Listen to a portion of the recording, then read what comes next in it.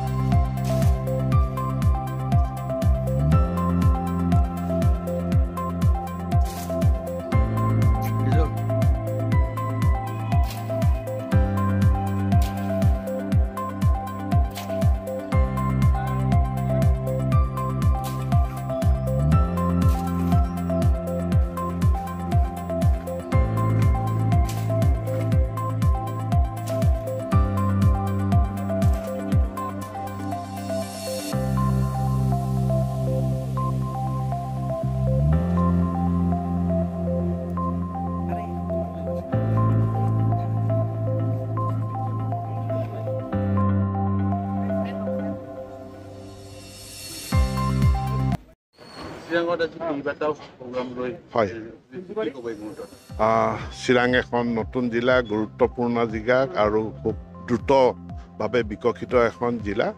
আৰু এই চিৰাং জিলাত এটা জনজাতি জিৰণি ঘৰ আমি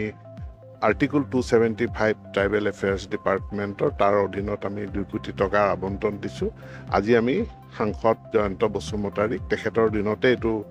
MLA হৈ থাকোঁতেই এইটো চেংচন হৈছিল আজি আমি তাৰ আধাৰশিলা স্থাপন কৰিছোঁ আৰু মই ভাবোঁ ইয়াৰ বিভিন্ন দল সংগঠন ৰাইজক উপকৃত কৰিব নাই আজি তেনেকুৱা মানে মোৰ ডিপাৰ্টমেণ্টেল ৰিভিউ এটা আছে পিছবেলা সেইটো বঙাইগাঁও জিলাৰ মূলতঃ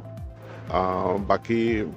দিনটোৰ কেইবাটাও কাৰ্যসূচী আছে চিৰাং জিলাত এইখিনি কাৰ্যসূচী ৰূপায়ণ দেখা গৈছে যে কিন্তু বিটিচি মানে শিক্ষকসকলক যে নিযুক্তি প্ৰদান কৰা হয় বিটিচিত কিন্তু এতিয়ালৈকে তেওঁলোকক দিয়া নহয় নহয় বিটিচিত আমাৰ গ্ৰেজুৱেট আমাৰ বিভিন্ন ধৰণৰ শিক্ষক থাকে graduate teacher post graduate teacher তাৰ প্ৰায় 1,500 চাকৰি মানে নিযুক্তিৰ প্ৰক্ৰিয়া প্ৰায় সম্পূৰ্ণ কৰিছে আৰু এইটো এটা ট্ৰান্সফাৰ্ড ছাবজেক্ট গতিকে এইটো বিটিচি প্ৰশাসনে চাই ৰাজ্য চৰকাৰে নাচায় গতিকে বিটিচি প্ৰশাসনৰ চিফ তেওঁলোকৰ প্ৰমোদ বড়ো ডাঙৰীয়াই মোক জনাইছে যে এই 1,500 শিক্ষকৰ নিযুক্তি অহা 1-1.5 মাহৰ ভিতৰত সম্পূৰ্ণ হৈ যাব চিৰাং জিলাখন